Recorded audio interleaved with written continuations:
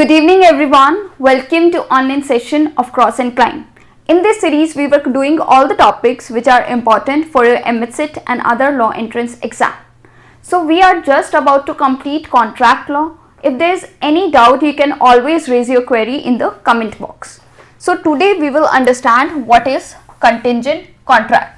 तो last classes में हमने देखा था कॉन्ट्रैक्ट स्टार्ट कहाँ से होता है, proposal, then acceptance, it becomes promise, promise में जैसे ही कंसिडरेशन ऐड कर देंगे it will turn into agreement and every agreement enforceable by law is a contract. तो लास्ट क्लास में हमने देखा था कि एनफोर्सिबिलिटी बाय लॉ का क्या मतलब है.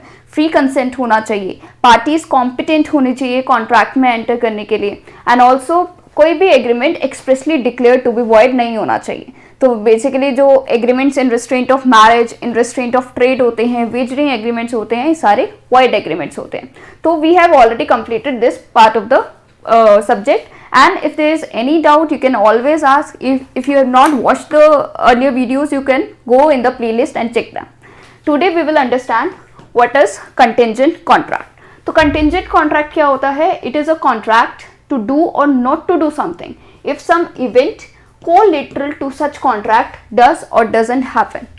तो बेसिकली कॉन्ट्रैक्ट ही हो रहा है, it is a valid contract, but इसमें बस मैंने एक कंडीशन इम्पोज कर दिया है, इफ़ और प्रोवाइडेड दैट करके, कि अगर ये कंडीशन परफॉर्म होगी तभी मेरा कॉन्ट्रैक्ट परफॉर्म होगा, अदरवाइज कॉन्ट्रैक्ट परफॉर्म नहीं होगा.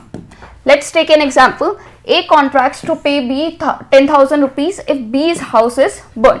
तो अगर बी के हाउस में आग लग जाती है तो ए बी को यहाँ पे 10,000 रुपये देगा. तो बेसिकली इंश्योरेंस कॉन्ट्रैक्ट. तो actually it is a contract only, लेकिन जैसे ही कंडीशन परफॉर्म होगी तभी ये कॉन्ट्रैक्ट एनफोर्सेबल होगा, अदरवाइज नो.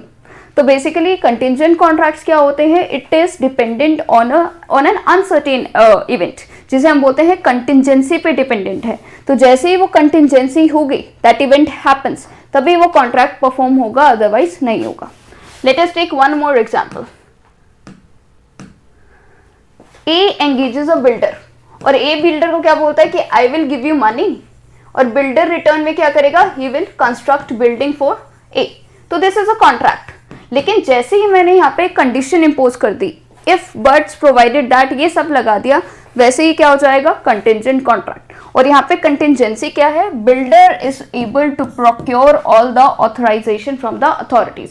यानी कि आप जाके, अगर बिल्डर जाके सबसे अथॉरिटी या सैंक्शंस लेके आता है, जो भी मैप पास कराना होता है, साइट मैप होता है, ये सारी अथॉरिटीज, ये सारे सैंक्शंस अगर मिल जाते हैं तभी ये कॉन्ट्रैक्ट एनफोर्सेबल होगा, अदरवाइज नहीं होगा. तो एक्चुअली ये कॉन्ट्रैक्ट ही हो रहा है. A is getting something in return, builder is doing something for A. लेकिन कंडीशन क्या है कि अगर सैंक्शंस मिलेंगे, ऑथराइजेशन मिलेगी, तभी ये कॉन्ट्रैक्ट होगा, अदरवाइज नहीं होगा. तो जैसे ही बिल्डर को सारे सैंक्शंस मिल गए, उसने अथॉरिटीज से सारे ऑथराइजेशंस ले लिए, तब ये कॉन्ट्रैक्ट परफॉर्म होगा. So it is a contingent contract. Okay, now you will ask, ma'am last class में तो आपने कराया था वेजरिंग एग्रीमेंट्स होते हैं, ये जो भी अनसर्टेन होते हैं. लेट्स से अगर मैं बोलूँ ए promises to pay 500 rupees to B if India wins the match, और अगर India loses the match B will pay the same. तो इसे हमने किससे में बोला था? It is wagering agreement. और ये क्या होते हैं? वॉइड एग्रीमेंट्स होते हैं. Then what is the difference between the two? Contingent में भी हम यही बोल रहे हैं, if condition, right, we are imposing a condition. Wagering में भी ये था, if India loses the match और if India wins the match. तो दोनों में देखते हैं डिफरेंस क्या है. वेजरिंग एग्रीमेंट में क्या होगा? A person agrees to pay money to the other on the happening और non happening of an uncertain event. तो बेसिकली आप देखोगे वेजरिंग एग्रीमेंट्स में we are just concerned with money, we have nothing to do with the contract. तो अगर A B को बोलता है कि I will give you 500 rupees if India wins the match, and if India loses the match B will पे 500 rupees. तो इसमें ए और बी को इंडिया लूज कर रहा है या इंडिया विन कर रहा है, they have nothing to do with that. वो सिर्फ किससे कंसर्न्ड है? अपने 500 रुपये से कंसर्न्ड है. एंड नेक्स्ट है कंटिंजेंट कॉन्ट्रैक्ट. क्या होगा? To perform the contract on the happening और non happening of an uncertain collateral event. तो अनसर्टेनिटी यहाँ पे भी है, अनसर्टेनिटी यहाँ पे भी है, यहाँ पे भी हमने कंडीशन इम्पोज की है. But wagering agreements are actually bets, ये बेट्स होती हैं, एंड अल्टीमेटली ये वॉइड एग्रीमेंट्स होते हैं. नेक्स्ट है generally in a wager parties are not interested in the subject matter of the agreement except winning or losing the amount. Means they are just interested in money, right? They have nothing to do with the contract. लेकिन contingent में क्या होगा? The parties have real interest in the happening or non happening of an uncertain future event. And also wagering में क्या होता है? It is just a game of chance, whereas contingency में सिर्फ chances पे या mere speculations पे यहाँ हम नहीं चलते हैं. तो ultimately contingent contracts are valid whereas wagering agreements are void. Okay, let us take an example. A says to B, if builder is able to procure sanctions, so A will pay money to B and B will construct the house. So this is a contingent contract, right? तो contingent contract actually enforceable कब होता है? जैसे ही builder को sanctions मिल गए authority से, basically जैसे ही वो इवेंट हो जाता है, when the event happens, then the contract becomes enforceable. But let's say वहाँ पे गवर्नमेंट का एक रूल आता है that this is commercial area and residence. Let's say बोलते हैं कि वो commercial area है, अब वहाँ पे residence बिल्डिंग बनानी अलाउड ही नहीं है, वहाँ पे कोई फ्लैट कंस्ट्रक्शन अलाउड ही नहीं है, गवर्नमेंट वहाँ पे बैन इम्पोज कर देती है. तो यहाँ पे क्या हो जाएगा? इवेंट बिकम्स इम्पॉसिबल कि अब तो बिल्डिंग कंस्ट्रक्ट नहीं हो सकती है. लेट्स से फ्लैट्स की कंस्ट्रक्शन करनी थी, तो यहाँ पे इवेंट जैसे ही इम्पॉसिबल हो जाएगा, कॉन्ट्रैक्ट बिकम्स वॉइड. तो जहाँ पे आपने कंटिंजेंट कॉन्ट्रैक्ट, एक कंटिंजेंसी इम्पोज की है, एक इफ कंडीशन लगाई है, जैसे ही वो कंडीशन हो जाएगी, जैसे ही वो इवेंट परफॉर्म हो जाएगा, वैसे ही वो कॉन्ट्रैक्ट एनफोर्सिएबल हो जाएगा. लेकिन अल्टीमेटली जैसे ही वो इवेंट इम्पॉसिबल हो जाता है, जैसे यहाँ पे गवर्नमेंट बैन लगा देती है, तो सैंक्शंस तो लेना पॉसिबल ही नहीं है, बिल्डिंग कंस्ट्रक्शन तो अब पॉसिबल ही नहीं है. तो जैसे ही वो इवेंट इम्पॉसिबल हो जाएगा, this is the condition of contract becomes void. तो इसे हम वॉइड एग्रीमेंट नहीं बोलेंगे. वॉइड एग्रीमेंट कब होता है? Which is void since beginning, जो स्टार्टिंग से ही वॉइड था. लेकिन अगर गवर्नमेंट ने बाद में बैन लगाया, बाद में यहाँ पे बिल्डर को पता लगा कि यहाँ पे तो this is it is not allowed, it is to construct the flat there, तो यहाँ पे अल्टीमेटली कॉन्ट्रैक्ट बिकम्स वॉइड की सिचुएशन आ जाएगी. इसी केस में अगर लेट्स से बैन पहले इम्पोज हुआ होता, ये जो कंडीशन है ये पहले से ही इम्पॉसिबल होती, तब हम बोल सकते थे it is a case of void agreement. Means वो स्टार्टिंग से ही नलिटी है, स्टार्टिंग से वॉइड है. We have to check what are the facts of the case.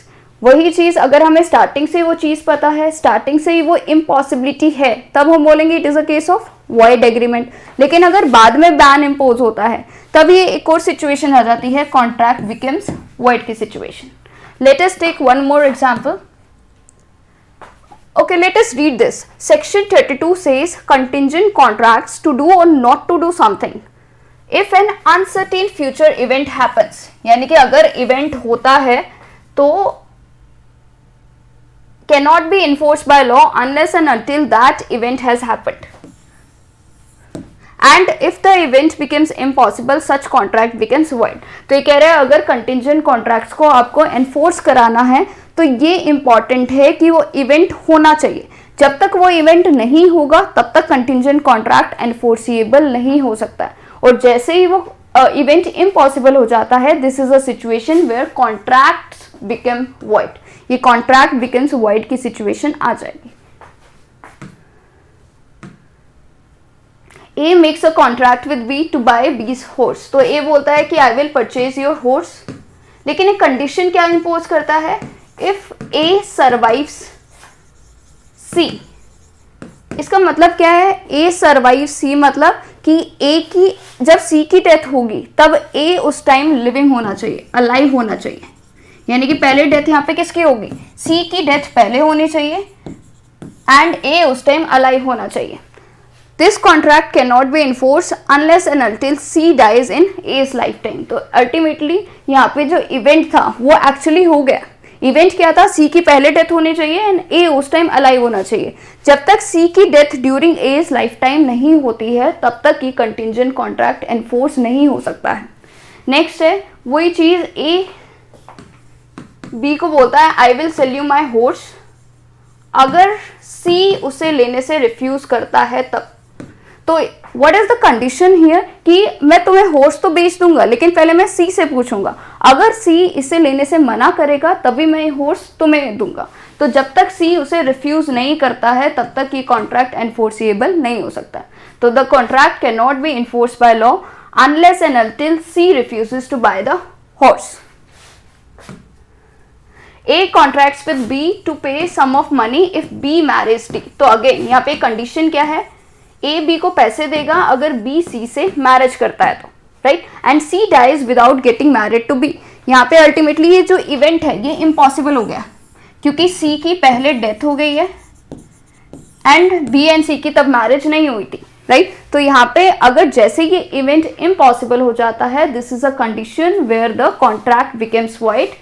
So the contract becomes void in this particular case. Okay, next, enforcement of contracts contingent on an event known happening. This is important. अभी तक हम क्या पढ़ रहे थे कि event होना चाहिए तभी ये कॉन्ट्रैक्ट एनफोर्सिएबल होगा। अगर ये इवेंट इम्पॉसिबल हो जाएगा तो वो कॉन्ट्रैक्ट बिकम्स void वाली सिचुएशन अराइज हो जाएगी।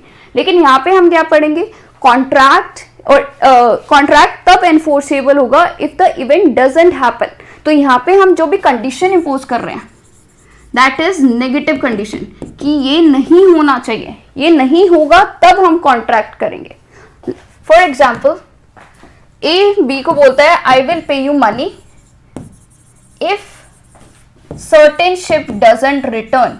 तो यहाँ पे जो कंडीशन है it is negative in sense कि अगर शिप रिटर्न नहीं होती है, वापस नहीं आती है, राइट, तब मैं तुम्हें पैसे दूंगा। तो जैसे ही हमने नेगेटिव कंडीशन इंपोज कर दिया है, यहाँ पे जरूरी है वो condition happening of that event वो इम्पॉसिबल हो जाना चाहिए, यानी कि शिप कभी भी रिटर्न होनी नहीं चाहिए।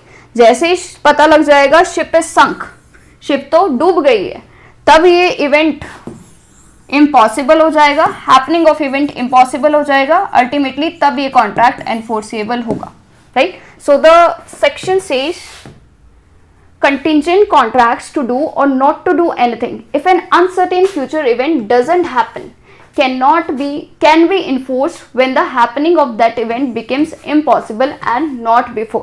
तो यहाँ पे important है, हमने एक negative condition लगाई है कि ये चीज़ नहीं होनी चाहिए तब जाके ये contract होगा। तो ultimately यहाँ पे जो happening of event है, ship का लौटना, वो impossible होना चाहिए। जैसे ही वो इम्पॉसिबल हो जाएगा, जैसे ही पता लग जाएगा शिप तो डूब गई है, अब तो रिटर्न होना उसका इम्पॉसिबल है, तब जाके ये कॉन्ट्रैक्ट एनफोर्सिएबल होगा, तब ए की लायबिलिटी बनेगी बी को पे करने की।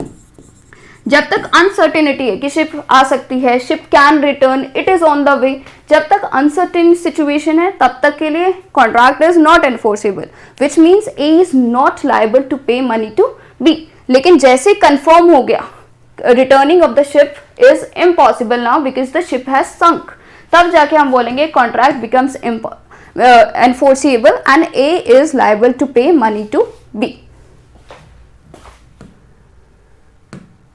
Okay, now this is an important topic for your exam which is impossibility, and दो types की impossibility होती है, one is initial impossibility and another is subsequent impossibility, right. Initial impossibility क्या होता है, कुछ एग्रीमेंट्स या कुछ एक्ट्स होते हैं जो स्टार्टिंग से ही इम्पॉसिबल होते हैं। अगर वो स्टार्टिंग से इम्पॉसिबल है तो ये कौन सी सिचुएशन हो जाएगी, वॉइड एग्रीमेंट्स।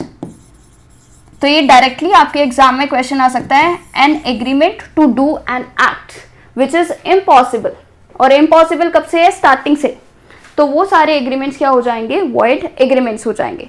लेट्स से मैं एक एग्जांपल देती हूँ, boyfriend says to girlfriend I will bring all the stars and moon for you, कि मैं तुम्हारे लिए चांद सितारे लेके आऊंगा। तो ये क्या हो जाएगा, वॉइड एग्रीमेंट हो जाएगा, right. This agreement is impossible, this act is impossible to perform. Let's say अगर मैं आपको बोलती हूँ कि I will discover treasure by magic, मैं जादू दिखाती हूँ और सोना चांदी सब निकाल के दिखाती हूँ, तो ये सारे एग्रीमेंट्स क्या है, वॉइड एग्रीमेंट्स है। It is nullity since beginning, impossible since beginning, तो ये वॉइड एग्रीमेंट्स हो जाएंगे। लेकिन कुछ ऐसे एक्ट्स होते हैं जब हमने कॉन्ट्रैक्ट में एंटर किया था तब तो वो वैलिड होते हैं, सब्सिक्वेंटली जब परफॉर्म करने की बारी आई तब कुछ ऐसा सिचुएशन अराइज हो जाती है जिसकी वजह से अल्टीमेटली वो कॉन्ट्रैक्ट्स वॉइड हो जाते हैं। लेट्स से एकदम से फ्लड हो गया, अर्थक्वेक सिचुएशन होगी, वॉर सिचुएशन होगी, तो इसे हम किस में काउंट करेंगे? Subsequent impossibility. इसी को हम बोलते हैं frustration of contract. Frustration of contract means when the contract was entered into, it was perfectly valid contract. तब कोई सिचुएशन, तब कोई प्रॉब्लम नहीं थी उसमें, लेकिन जैसे ही हमारी परफॉर्मेंस करने की बारी आई तो अल्टीमेटली ऐसी सिचुएशंस अराइज हो जाती हैं for which none of the parties are to be blamed. किसी पार्टी की गलती नहीं है और अनफोर्सीन इवेंट है। किसी पार्टी की नॉलेज एंटिसिपेशन में नहीं था कि ये सिचुएशन हो सकती है, तो अल्टीमेटली उसी को हम अब वॉइड डिक्लेयर कर देंगे क्योंकि अब वो एक्ट परफॉर्म करना पॉसिबल ही नहीं है, राइट। इस केस में सिचुएशन क्या होती है? Contract becomes void. Contract becomes void मतलब अल्टीमेटली इसी को हम बोलते हैं void contract. The correct terminology is contract becomes void, कि कॉन्ट्रैक्ट में जब एंटर किया था it was valid, some unforeseen circumstances happened which are beyond the anticipation of parties.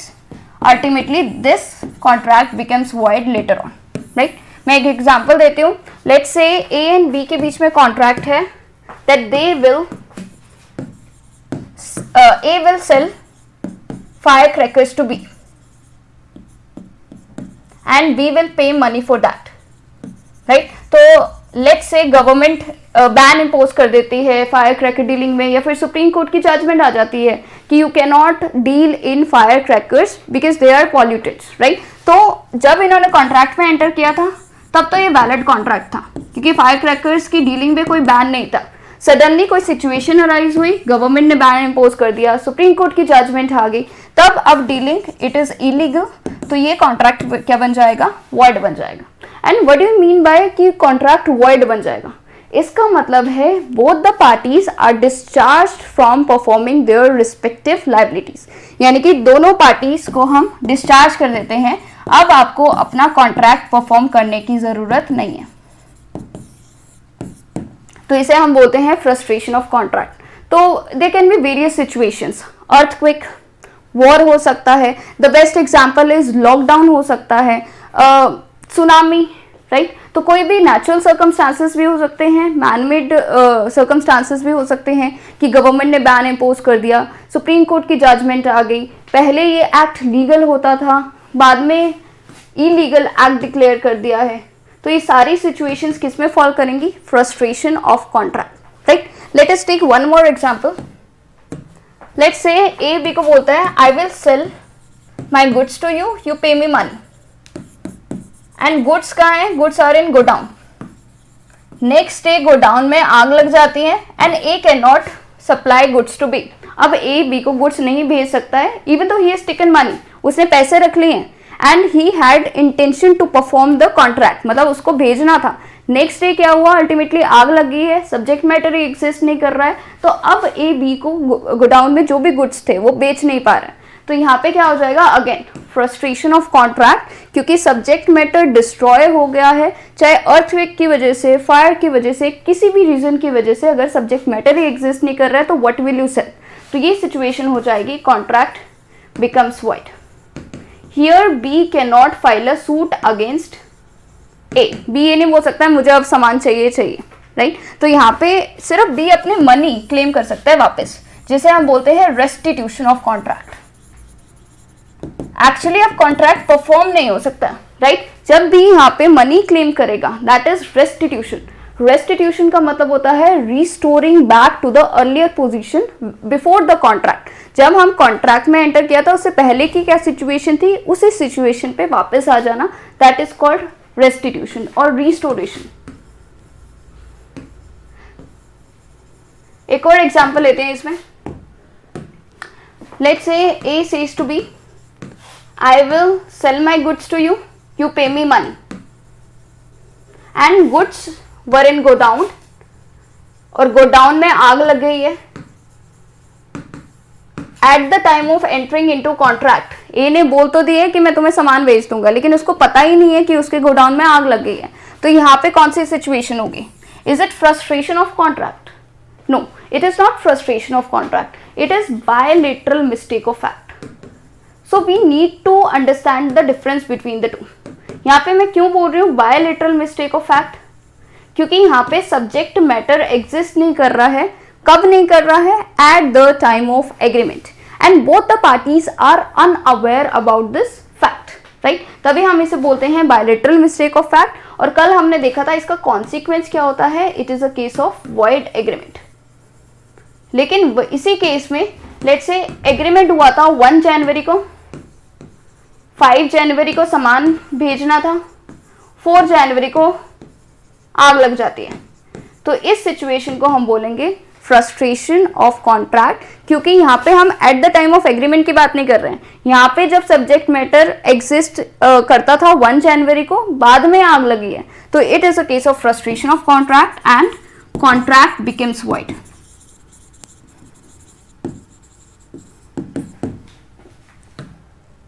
Okay, now we have to understand this term vis major. Vis major होता है act of God, which means natural occurrence that causes damage or disruption and that is neither caused by nor preventable by humans. Earthquake, flood. तो basically act of God, कोई भी ऐसे natural disaster है, natural calamities है जिसकी वजह से आप contract perform नहीं कर पा रहे हो, तो इस सारी situations को हम किस में डालते हैं? vis major.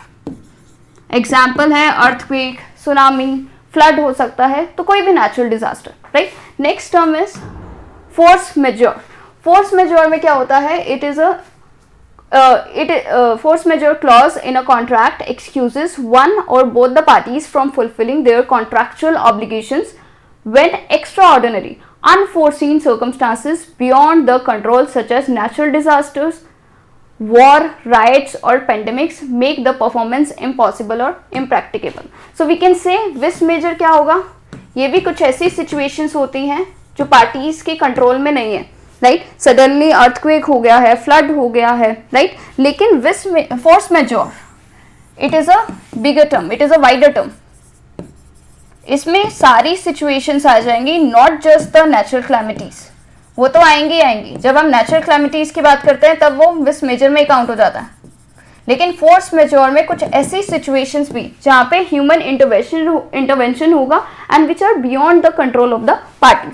For example pandemic हो गया, गवर्नमेंट ने बैन इम्पोज कर दिया, सुप्रीम कोर्ट की कोई जजमेंट आ गई, वॉर की सिचुएशन. तो जो ह्यूमन इंटरवेंशन वाली सिचुएशंस हैं, राइट, ये भी सारे क्या है? अनफोर्सीन इवेंट्स है which are not in the control of the parties. तो इन्हें हम क्या बोलेंगे? Force majeure. तो बस विस मेजर और फोर्स मेजर में क्या डिफरेंस है? Vis major is a narrower term which includes only the natural disasters or natural calamities, and force majeure में क्या होता है? It includes all the situations, including the situations wherein human intervention was there, and it is a wider term, right? Next we have to understand what is force majeure clause. Force majeure clause क्या होगा कि contract में ही एक term होंगी, एक clause होगा जिसमें लिखा होगा अगर ऐसी कोई सिचुएशन अराइज होती है, लेट्स से वॉर होती है या पेंडेमिक होता है, कोई भी ऐसी सिचुएशन अराइज होगी, तो इन केसेस में हाउ वी विल प्रोसीड. हो सकता है इसमें लिख दिया है कि अगर वॉर सिचुएशन होगी या कोई भी नेचुरल कैलेमिटी होगी तो कोई भी पार्टी को अपना कॉन्ट्रैक्चुअल ऑब्लिगेशन परफॉर्म करने की ज़रूरत नहीं है, राइट. तो यहाँ पे आप कॉन्सिक्वेंस ऑलरेडी स्पेसिफाई कर देते हो कि हम क्या करने वाले हैं अगर ऐसी कोई सिचुएशन अराइज होती है. तो आप बोल देते हो कि हमें अपना कॉन्ट्रैक्ट परफॉर्म करने की जरूरत नहीं है, या फिर हम थोड़ा टाइम वेट करेंगे, 6 मंथ्स के लिए वेट करेंगे, उसके बाद सिचुएशन दोबारा चेक करेंगे, या फिर आप बोल सकते हो जो भी जितना भी पैसा दिया है वो फोरफीट हो जाएगा या वो रिटर्न हो जाएगा. तो कॉन्सिक्वेंसेस क्या होने वाले हैं? फोर्स मेजोर सिचुएशन अगर अराइज होती है, ये पार्टीज खुद से ही जब पहले डिसाइड कर लेंगी, that is force majeure clause, right. Okay, next we need to understand what is novation of contract. तो it is section 62 of Indian contract act which says parties to a contract agree or substitute a new contract or rescind or alter it, the original contract need not be performed. यानी कि जैसे जो पुराने वाला contract था उसमें आपने थोड़े भी चेंजेस कर दिए या फिर उसको एक नए कॉन्ट्रैक्ट से सब्स्टिट्यूट कर दिया, उसे हम बोलते हैं नोवेशन। नोवेशन होता है कि नया कॉन्ट्रैक्ट बनाना, पुराने वाले को खत्म कर देना, राइट, और उसे सब्स्टिट्यूट करना एक नए कॉन्ट्रैक्ट से, that is called novation of contract. लेकिन इसके लिए इंपॉर्टेंट है दोनों पार्टीज जो भी उस कॉन्ट्रैक्ट में इन्वॉल्व है उन सारी पार्टीज का कंसेंट होना चाहिए। जब तक सारी पार्टीज उसे कंसेंट नहीं देती है, थोड़ी भी ऑल्टरेशन, मॉडिफिकेशन करना या नोवेशन करना कॉन्ट्रैक्ट का, इट इज नॉट पॉसिबल। तो लेट्स सी वन एग्जांपल। ए और बी के बीच में कॉन्ट्रैक्ट है, पहले कुछ डिफरेंट टर्म्स थी, अब उन्होंने थोड़ी टर्म्स चेंज करके एक नया कॉन्ट्रैक्ट बना दिया, that is called novation of contract. Let's say आप, मेरे फ्रेंड ने मुझसे पैसे लिए हैं, लेट्स से 1 लाख रुपीज, फिर मैं बोलती हूँ ठीक है 1 लाख रुपए नहीं है तो 50,000 रुपये रिटर्न कर दो, राइट। तो जो पहले वाला जो कॉन्ट्रैक्ट था 1 लाख से रिलेटेड, उसमें हमने क्या कर दिया, उसे खत्म करके एक नया कॉन्ट्रैक्ट बना दिया कि चलो 1 लाख नहीं है तो 50,000 okay, I am satisfied with 50,000, right. Friend की तो हेल्प करनी चाहिए, right. Okay, next is restitution. We have already done this कि रेस्टिट्यूशन क्या होता है, to restore parties to their original pre contractual positions when a contract is voided, breached और rescinded। तो बेसिकली जब भी आप कॉन्ट्रैक्ट को खत्म कर रहे हो, कब कब हम खत्म कर सकते हैं, या तो voidable कॉन्ट्रैक्ट, वो सिचुएशन आ जाएगी, कॉर्जन होगा, फ्रॉड होगा, अनड्यू इन्फ्लुएंस। तो ये 4 केसेस में हमने देखा था, fraud, misrepresentation and undue influence. In all these 4 cases the contract is voidable। तो कभी भी आप कॉन्ट्रैक्ट को खत्म कर रहे हो, रिजाइन कर रहे हो, क्योंकि आपके पार्ट पे वो voidable कॉन्ट्रैक्ट है, तो आप रेस्टिट्यूशन के लिए बोल सकते हो। रेस्टिट्यूशन होता है जितना पैसा मैंने दिया है, कॉन्ट्रैक्ट तो हो नहीं रहा है यहाँ पे, राइट। तो लेट्स से ए ने फ्रॉड करके बी को वॉच सेल कर दिए और बी ने उसे 50,000 रुपीज दे दिया। बाद में पता लगता है ये तो 50,000 रुपीज की वॉच ही नहीं थी, it was just a local watch जो आराम से 2-3 हज़ार में मिल जाती। तो यहाँ पे बी क्या करेगा, ये लो अपनी वॉच और मुझे अपने 50,000 रुपये वापस दो, राइट, मुझे मेरे 50,000 रुपये वापस दो, that is called restitution. Restore करना, यानी कि पहले की जो सिचुएशन थी कॉन्ट्रैक्ट में आने से पहले, उसे वापस लेके आना, रीस्टोर करना, that is restitution of contract, right. Next, this is the last topic which is remedies for breach of contract. तो अगर आपके साथ ब्रीच ऑफ कॉन्ट्रैक्ट होता है, यानी कि सामने वाली पार्टी अपना कॉन्ट्रैक्चुअल ऑब्लिगेशन परफॉर्म करने से मना करती है, तो आपके पास क्या क्या ऑप्शंस है, आप कौन से सूट यहाँ पे फाइल कर सकते हो। First, suit for damages, suit for specific performance and suit for injunction. तो देखते हैं डैमेजेस क्या होते हैं। डैमेजेस का मतलब है जितना मेरा नुकसान हुआ है उसकी मॉनेटरी टर्म्स में भरपाई, विच इज मॉनेटरी रिकम्पेंस। तो मैं बोलूँगी कि लेट्स से मैंने आईफोन ऑर्डर किया 1 लाख रुपीज़ का, आई पेड 1 लाख रुपीज़, लेकिन वो आईफोन मुझे डिलीवर नहीं कर रहा है। तो मैं बोलूँगी कि मेरे इतने पैसों का नुकसान हो गया है, 1 लाख रुपए तो गए, राइट। उस पर जो भी इंटरेस्ट होगा, जो भी मेरे कोर्ट में आने जाने का खर्चा होगा, जो भी मेंटल हैरासमेंट है, राइट, ये सारी चीज़ें मैं इंक्लूड करके बोलूँगी कि इतने डैमेजेस बनते हैं, कि मेरा इतना नुकसान हुआ है, which also includes mental harassment and all. तो इसे हम बोलते हैं डैमेजेस।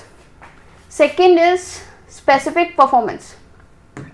इसमें क्या होगा, तो लेट्स से ए बी को बोलता है, ए बी को बोलता है कि I will sell my house to you, you give me 50 lakh rupees, and B has already paid 10 lakh. तो ए बी को क्या करने वाला है, is going to sell the house. B क्या करने वाला है, 50 लाख रुपए उसे पे करने वाला है, और 10 लाख रुपए तो एज अर्नेस्ट मनी उसने ऑलरेडी पे कर दिया।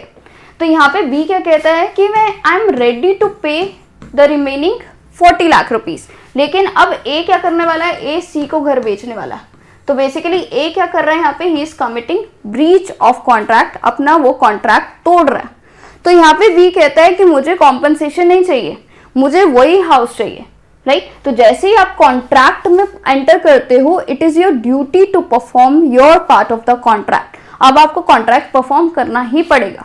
तो स्पेसिफिक परफॉर्मेंस में क्या होगा, कोर्ट आपको मैंडेट करेगा कि स्पेसिफिकली इसी कॉन्ट्रैक्ट को आपको परफॉर्म करना पड़ेगा, यानी कि ए को अब अपना घर बी को ही बेचना पड़ेगा। That is called specific performance of contract. यहाँ पे कॉम्पनसेशन भी रेमेडी हो सकता है, स्पेसिफिक परफॉर्मेंस भी हो सकता है, जहाँ पे बी कह रहा है कि कॉम्पनसेशन नहीं चाहिए, पैसे नहीं चाहिए, मुझे वो घर ही चाहिए स्पेसिफिकली।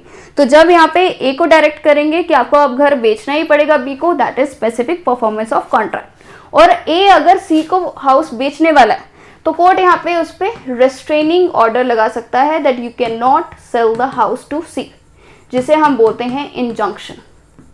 तो इंजंक्शंस ऑर्डर क्या होते हैं? These are restraining orders where in the court direct you not to do something, कि आप ये काम नहीं कर सकते हो, आपके ऊपर रिस्ट्रिक्शन लगाई जाती है। तो ये कोर्ट यहाँ पे क्या करने वाला है? ए के अगेंस्ट एक तो रेस्ट्रेनिंग ऑर्डर्स पास करेगा that you can not sell the house to C, and specific performance की डिक्री पास करेगा that you have to perform your contract, that is you have to sell your house to B specifically. Alright students, we are done with contract law. If you have any doubt, you can raise in the comment box. In the next class, we will be coming with the next important subject. Thank you everyone.